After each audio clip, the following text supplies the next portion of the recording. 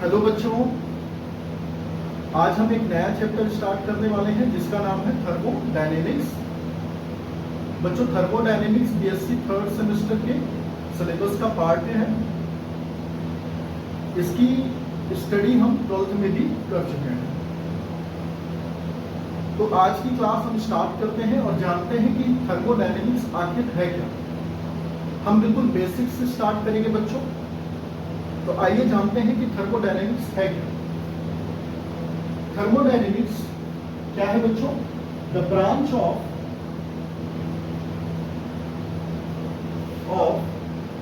Physics in which we study about heat and its interconversion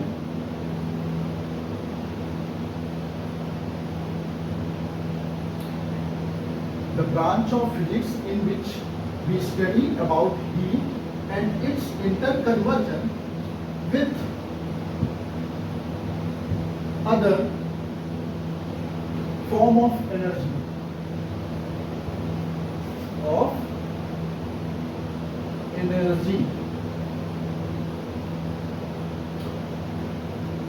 thermodynamics physics का एक बहुत ही important part है बच्चों।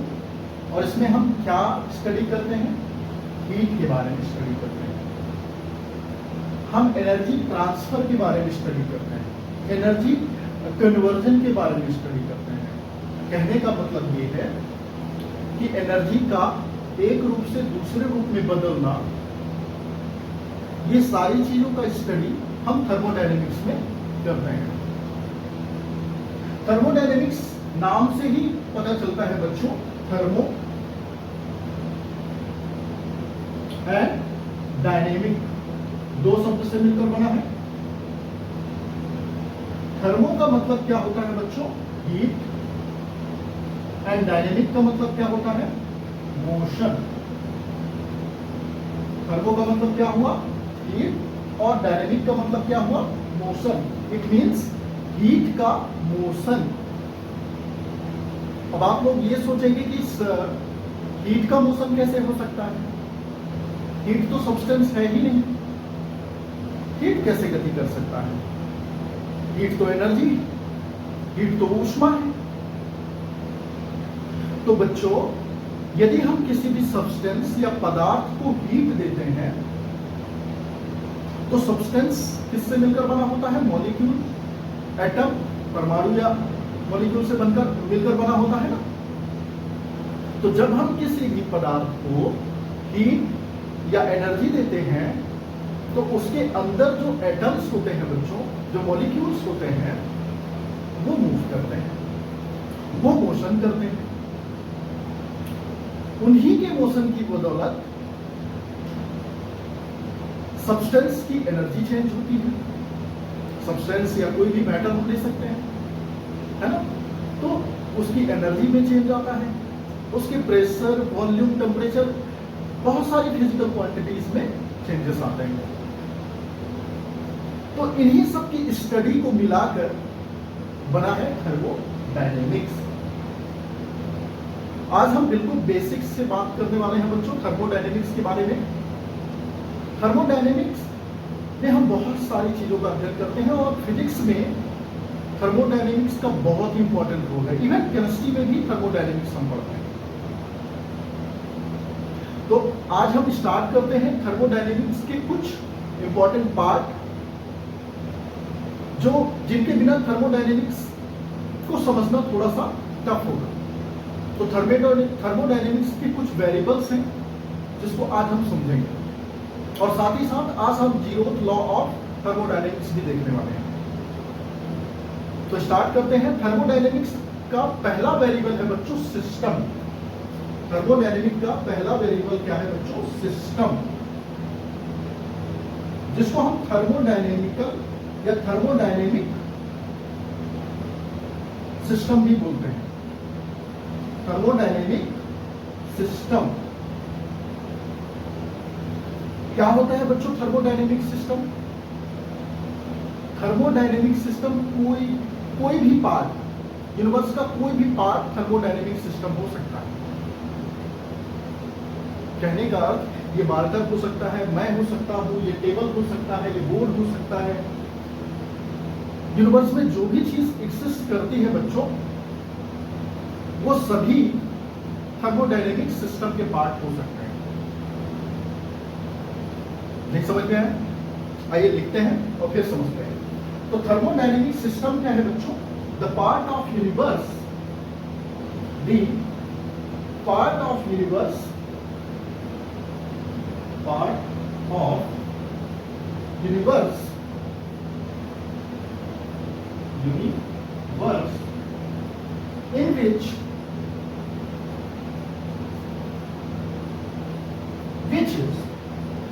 in which is under observation.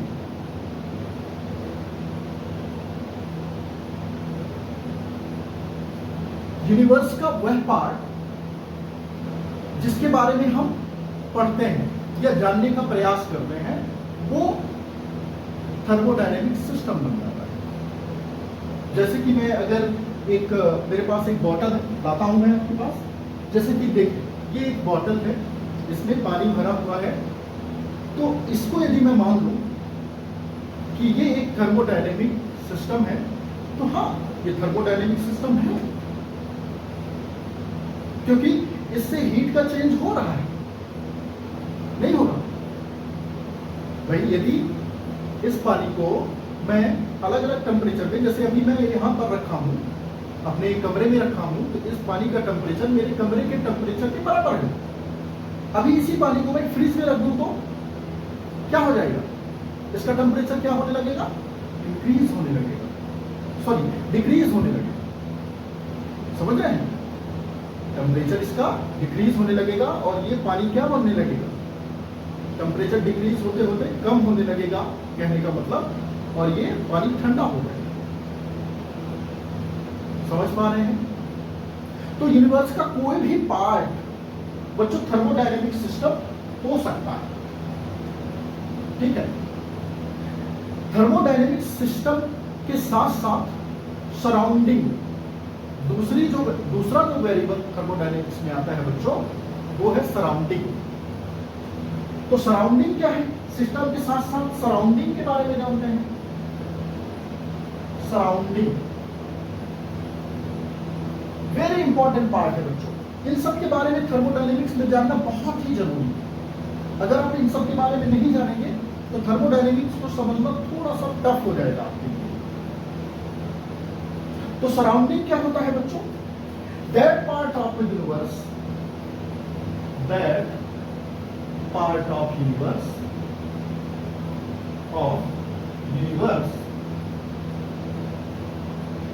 which can affect thermodynamic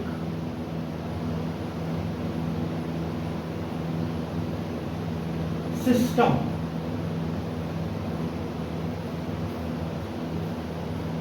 बच्चों surrounding क्या है?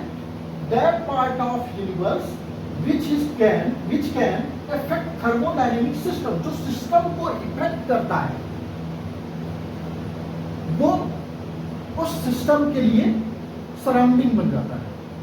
जैसे कि मैंने कहा कि ये मेरा एक थर्मोडायनेमिक सिस्टम है, तो ये कहाँ रखा हुआ है? इस कमरे में रखा हुआ है। यहाँ का वातावरण कैसा है, यहाँ का टेम्परेचर कैसा है, ये इस पर डिपेंड कर रहा है। मैंने कहा इसको अभी मैं फ्रिज में रखूं तो फ्रिज का टेम्परेचर अलग है, या इसको मैं कहाँ ले जाऊं? कश्मीर ले जाऊं, तो कश्मीर में इसका टेम्परेचर क्या हो जाएगा? इंक्रीज हो जाएगा, सॉरी डिक्रीज हो जाएगा। बार बार इंक्रीज बोल रहा हूं, तो इसका टेम्परेचर क्या हो जाएगा? डिक्रीज हो जाएगा। अगर मैं इसको राजस्थान ले जाऊं, राजस्थान में थोड़ी गर्मी है ना, आई होप कि राजस्थान गर्म जगह है, तो यदि मैं इसको कहाँ ले जाऊं? राजस्थान ले जाऊं, तो इसका टेम्परेचर क्या होगा? इंक्रीज होगा, मतलब पानी क्या हो जाएगा? गर्म हो जाएगा। तो सराउंडिंग क्या है बच्चों?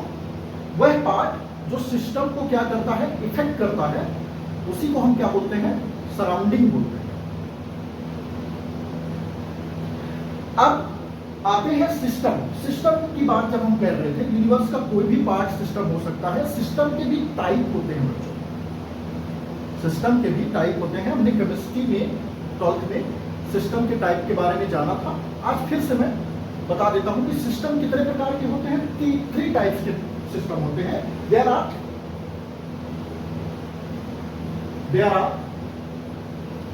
3 टाइप ऑफ सिस्टम। हम फिजिक्स में कितने प्रकार के सिस्टम के बारे में पढ़ते हैं बच्चों? 3 टाइप्स ऑफ सिस्टम के बारे में पढ़ते हैं। और वो सिस्टम कौन कौन से हैं? पहला है ओपन सिस्टम, ओपन सिस्टम। दूसरा क्या है हमारे पास? Close system.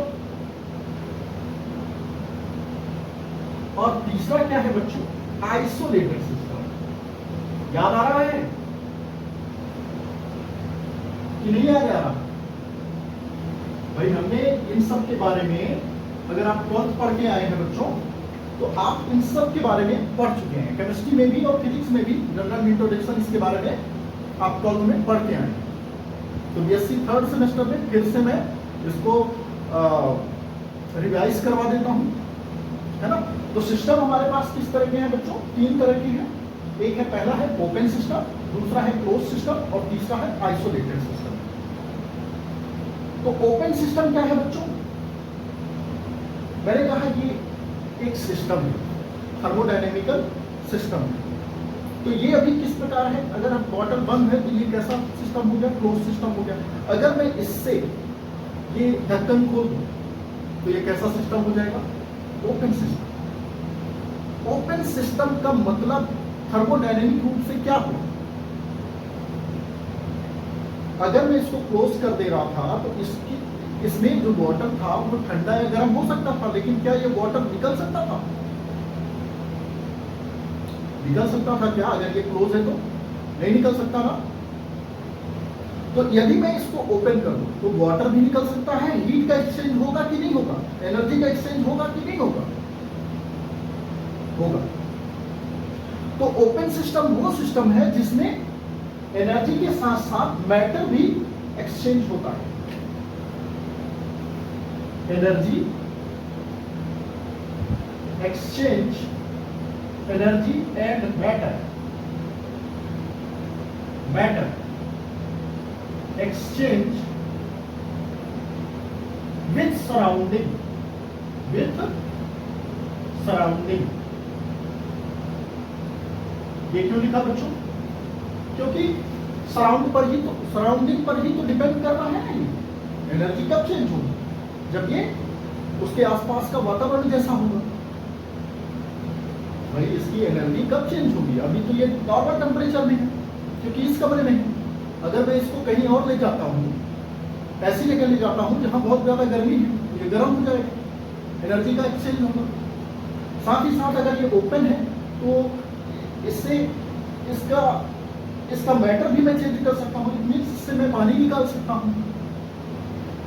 और अगर ये ओपन सिस्टम है तो अगर मैं नहीं भी निकाल पा रहा हूं तो अपने से ये भाप बनकर उड़ जाएगा अगर ओपन सिस्टम होगा।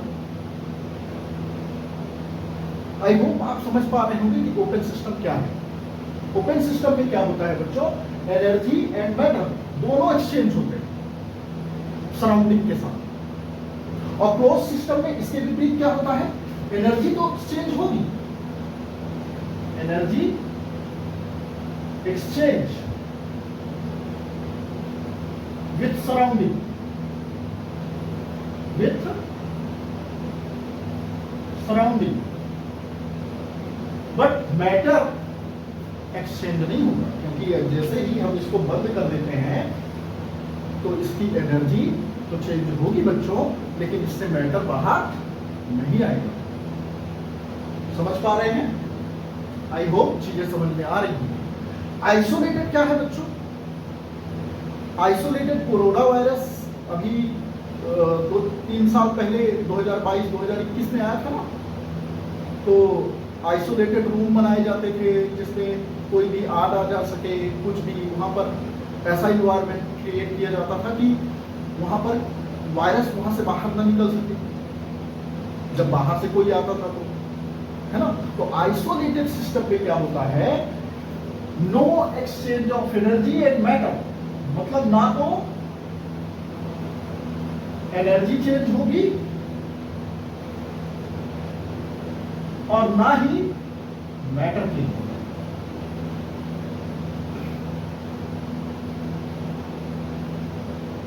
समझ पा रहे हैं? तो फिजिक्स में, थर्मोडायनेमिक्स में हमारे पास कितने प्रकार के सिस्टम है बच्चों? 3 प्रकार के सिस्टम है। पहला है ओपन सिस्टम जिसमें एनर्जी और मैटर दोनों चेंज होंगे। दूसरा सिस्टम मेरे पास क्या है, क्लोज सिस्टम, जिसमें सिर्फ और सिर्फ एनर्जी चेंज होगी, मैटर चेंज नहीं होगा, मैटर का एक्सचेंज नहीं होगा। और तीसरा सिस्टम है मेरे पास आइसोलेटेड सिस्टम, जिसमें ना तो एनर्जी चेंज होगी, ना तो एनर्जी का एक्सचेंज होगा और ना ही मैटर का एक्सचेंज। आ रही है बात समझ में बच्चों? तो थर्मोडायनेमिक्स में ये चीजें बहुत इंपॉर्टेंट रोल रखती हैं। जैसे कि सिस्टम हो गया, सिस्टम हमने जाना यूनिवर्स का कोई भी पार्ट हमारा सिस्टम हो सकता है। सराउंडिंग वह पार्ट होता है जो सिस्टम को इफेक्ट करता है। और सिस्टम हमारे पास कितने हैं बच्चों?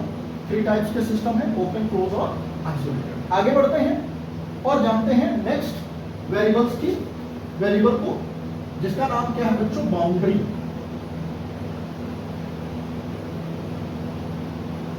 बाउंड्री क्या होता है? फिर से मेरे पास यही बोतल है, तो इसके अंदर मैटर है, पानी है। ये पानी बाहर आना चाहता है, लेकिन इसको रोका कौन है? ये प्लास्टिक। प्लास्टिक ही रोका है। अगर ये प्लास्टिक नहीं होता तो पानी क्या हो जाता? फैल जाता,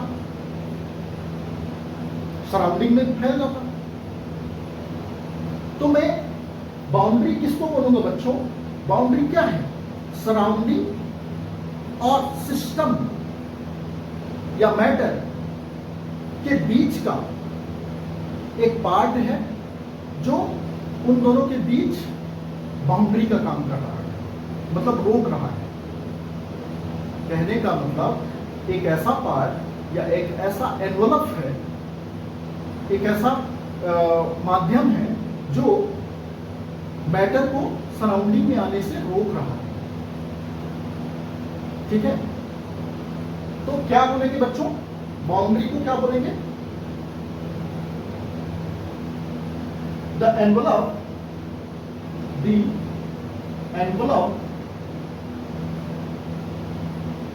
which separate this system and surrounding.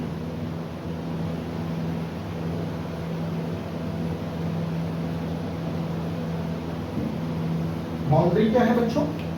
एक एनवलप है, एनवलप या माध्यम जो सिस्टम और सराउंडिंग को क्या करता है? सेपरेट करता है, अलग अलग करता है। समझ पा रहे हैं कि बाउंड्री क्या है? बाउंड्री का मतलब ये है कि सिस्टम को सराउंडिंग से जो अलग कर दे, वही हमारे थर्मोडायनेमिक्स में उसी को हम क्या बोलते हैं? बाउंड्री कहते हैं। आई होप बाउंड्री भी समझ में आई होगी। आगे बढ़ते हैं बच्चों, जिसको मैं साइड कर देता हूं। आगे जीरोथ लॉ को जानने से पहले एक चीज और आती है जिसको हम बोलते हैं थर्मल इक्विलिब्रियम। थर्मल इक्विलिब्रियम, तो वो क्या होता है आगे देखते हैं। इसको मिटाते हैं बच्चों और फिर थर्मल इक्विलिब्रियम के बारे में जानते हैं। ठीक है? तो थर्मोडायनेमिक्स का ही पार्ट है और थर्मोडायनेमिक्स में हम बहुत सारी चीजों को जानते हैं बच्चों। बहुत ही इंपॉर्टेंट और बहुत ही इंटरेस्टिंग टॉपिक है थर्मोडायनेमिक्स बच्चों। फिजिक्स का बहुत ही स्पेशल पार्ट है। सबसे पहले हम थर्मोडायनेमिक्स फिजिक्स में मैकेनिक्स पढ़ते हैं और ऑप्टिकल पढ़ा, उसके बाद ऑप्टिकल पढ़ा, मैकेनिक्स के बाद ऑप्टिकल पढ़े, और उसके बाद जो पार्ट आता है फिजिक्स में वो था थर्मोडायनेमिक्स। अगर मैं थर्मोडायनेमिक्स की स्टार्टिंग की बात करूं तो पहले के जमाने में हीट इंजन वाला ट्रेन आपने सुना है मूवीज वगैरह में, जैसे गदर में वो हीट के माध्यम से ट्रेन चलाते थे ना। तो थर्मोडायनेमिक्स में हीट इंजन जब बना उस समय कार्नोट, साडी कार्नोट वैज्ञानिक थे, उन्हीं को थर्मोडायनेमिक्स का जनक भी माना जाता है। मतलब फादर ऑफ थर्मोडायनेमिक्स किसको मानते हैं बच्चों? कार्नोट, जिसका नाम पूरा नाम क्या था? साडी कार्नोट। क्या नाम था? साडी कार्नोट। इन्होंने कार्नोट साइकिल भी दिया था, हम लोग ने 12वीं में पढ़ा है और आज हमारे सिलेबस में भी है ये, तो आगे हम इसके बारे में पढ़ेंगे भी, कार्नोट साइकिल के बारे में। तो इन्होंने 1824 में हीट इंजन को बनाया था और उसी समय से इन्हें थर्मोडायनेमिक्स का फादर भी माना जाने लगा। इट मीन्स ये थर्मोडायनेमिक्स के जनक भी माने जाने लगे। तो आगे बढ़ते हैं बच्चों और बात करते हैं हम किसके बारे में? थर्मल इक्विलिब्रियम के बारे में। किसके बारे में बात करने वाले हैं? थर्मल इक्विलिब्रियम के बारे में। स्पेलिंग मिस्टेक रहेगा तो संभाल लीजिएगा भाई। थर्मल इक्विलिब्रियम डबल एल होता है। थर्मल इक्विलिब्रियम क्या है बच्चों? थर्मल इक्विलिब्रियम क्या है? जैसे मान लीजिए मेरे पास दो बॉडीज हैं, दो कोई सब्सटेंस है और दोनों का टेम्परेचर क्या है बच्चों? अलग अलग है। कहने का मतलब मेरे पास मान लीजिए दूध है और मेरे पास पानी है। दूध गर्म है, पानी मेरा नॉर्मल टेम्परेचर में है। दूध लगभग 100 डिग्री सेल्सियस में है और पानी कैसा है? नॉर्मल टेम्परेचर जिससे 25 डिग्री सेल्सियस। तो जब पानी और दूध को जब मैं मिलाता हूं बच्चों तो क्या होगा? धीरे धीरे उनके बीच एनर्जी का चेंज होगा। इट मीन्स हीट का चेंज होगा और वो हीट तब तक चेंज होता रहेगा, मतलब दूध का जो गर्माहट है, दूध की जो गर्माहट है और पानी का जो ठंडापन है, वो तब तक आपस में क्रियाएं करते रहेंगे या उनके बीच हीट एक्सचेंज होता रहेगा जब तक वो एक इक्विलिब्रियम स्टेट में ना आ जाए। कहने का अर्थ ये है कि अगर दूध गर्म है और पानी ठंडा है, दोनों को यदि मैं मिलाता हूं, दोनों अलग अलग सब्सटेंस हैं, ठीक है, तो उन दोनों को मिलाने पर धीरे धीरे वो एक ऐसी स्थिति प्राप्त कर लेंगे बच्चों जहां पर दोनों का टेम्परेचर क्या हो जाएगा? सेम हो जाएगा। और इसी को बोलते हैं थर्मल इक्विलिब्रियम। तो आइए थर्मल इक्विलिब्रियम के बारे में लिखते हैं। Thermal equilibrium is state in which thermal equilibrium is state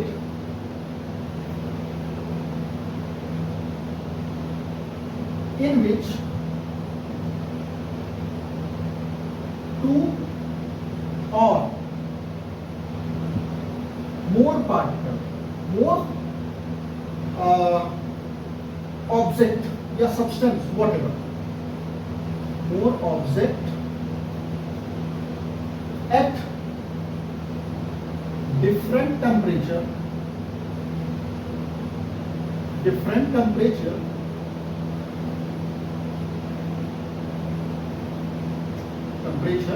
contact each other। मतलब क्या है इसका कि थर्मोडायनेमिक एक ऐसा स्टेट है जिसमें दो या दो से अधिक ऑब्जेक्ट हो सकते हैं और दोनों के डिफरेंट टेम्परेचर होंगे, वो एक दूसरे से कांटेक्ट करेंगे and exchange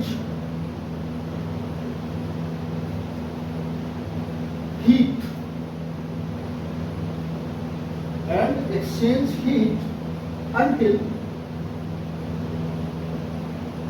until they reach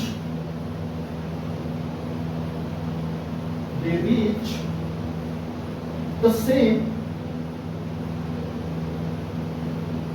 temperature. The same temperature.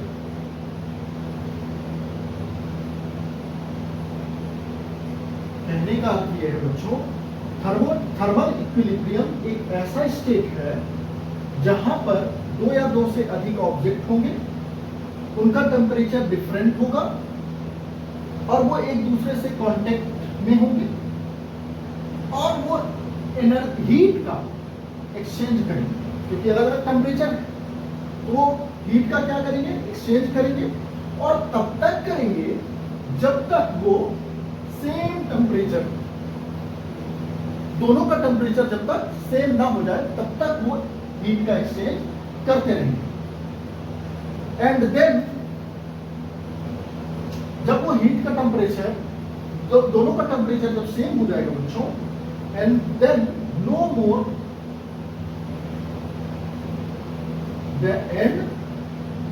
More heat flow between them। अगर दो ऑब्जेक्ट हैं और उनका टेम्परेचर अलग अलग है और वो दोनों एक दूसरे के कांटेक्ट में हैं, तो वो एक दूसरे से तब तक हीट का एक्सचेंज करेंगे जब तक उन दोनों का टेम्परेचर सेम ना हो जाए। समझ पा रहे हैं? अभी मैंने दूध और वाटर का एग्जांपल लिया था बच्चों, जिसमें दूध गर्म था, वाटर ठंडा था, दोनों को हमने मिलाया और मिलाने के बाद देखा कि उन दोनों का टेम्परेचर जो है जब तक सेम नहीं हो जाता, जब सेम हो जाता है इट मींस उसी को हम क्या बोलते हैं, थर्मल इक्विलिब्रियम। और इसी कॉन्सेप्ट का यूज करके थर्मोडायनेमिक्स का जीरोथ लॉ नाम दिया गया, जीरोथ लॉ दिया गया। बच्चों जीरोथ लॉ ही नाम क्यों दिया गया? थर्मोडायनेमिक्स में थर्मोडायनेमिक्स के 3 लॉ थे, या 3 लॉ है हमारे पास, जिसमें से सबसे पहले फर्स्ट लॉ आया, फिर दूसरा लॉ और बाद में ये तीसरा लॉ आया था।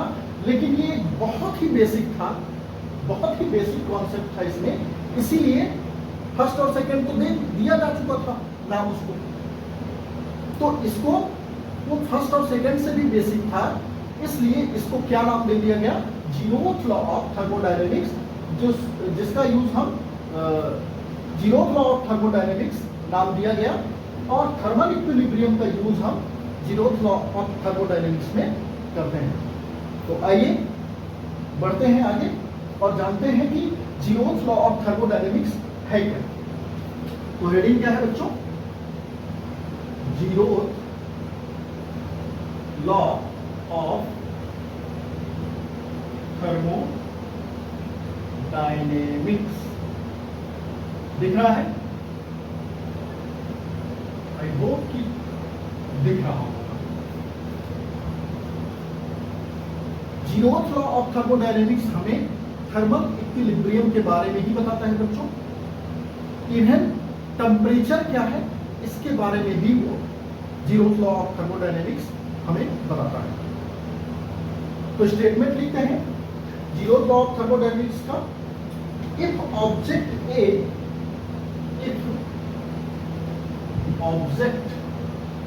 ए, मेरे पास एक कोई ऑब्जेक्ट है, is in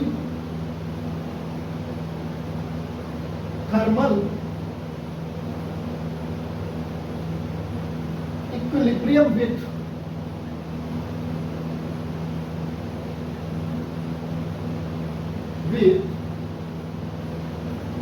object B, and object B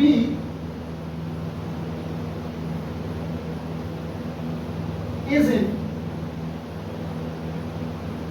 thermal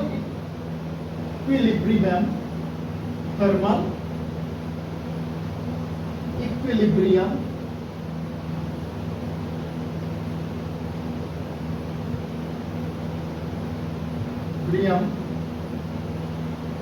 with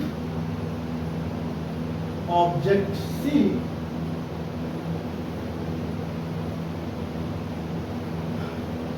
then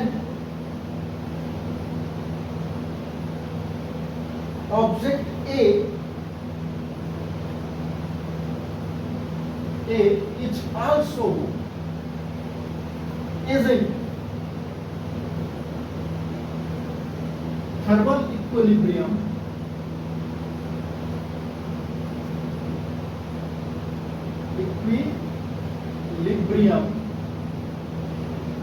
with C।